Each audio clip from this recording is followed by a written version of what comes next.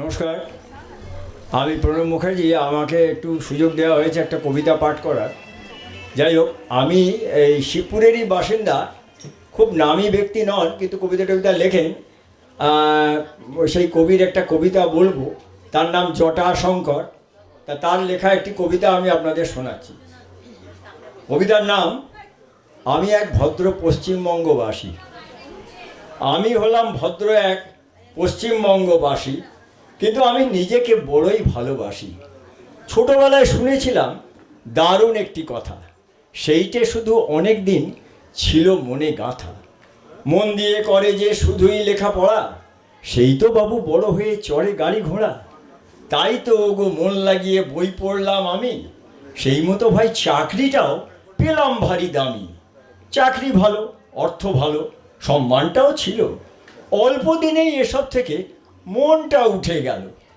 সুখে থাকতে ভূতে কিলোয়, এ তো চলতি কথা। কখনো কি ভেবেছিলাম এই কথাটাই দেবে আমায় শুধুই মনে ব্যথা? সুখ ছেড়ে শান্তি ছেড়ে চললাম জনসেবায়, ছিলাম কর্মী হলাম নেতা ওই জনতার দোয়ায়। আগের চেয়ার আর এই চেয়ারে বুঝলাম কত তফাৎ, সম্মান আর ক্ষমতা দিল ভাগ্য পাল্টে হঠাৎ। জনসেবা করতে করতে করতে পেলাম সুলুক সন্ধান, অতি সহজেই পাওয়া যায় রমণী আর কাঞ্চন। কাঞ্চন আর রমণী যোগে ছিলাম ভারী সুখে, ভাবিনিকো অল্প দিনেই থাকবো মনের দুঃখে। এই বিডি আর বিবিআই বড্ড ওরা পাজি, সুযোগ পেলেই আসে ওরা সেজে বড় কাজী। রমণী গেল, কাঞ্চনও গেল, মনটা গেল জ্বলে। কি আসে যায় যতই আমি থাকি না কো জেলে।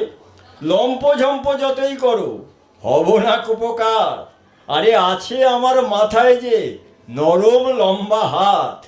তোমরা ভাবো এখন আমি হয়েছি কেবল একা, আরে দূর হয় নাকি তাই, নাটক শুধু এটা।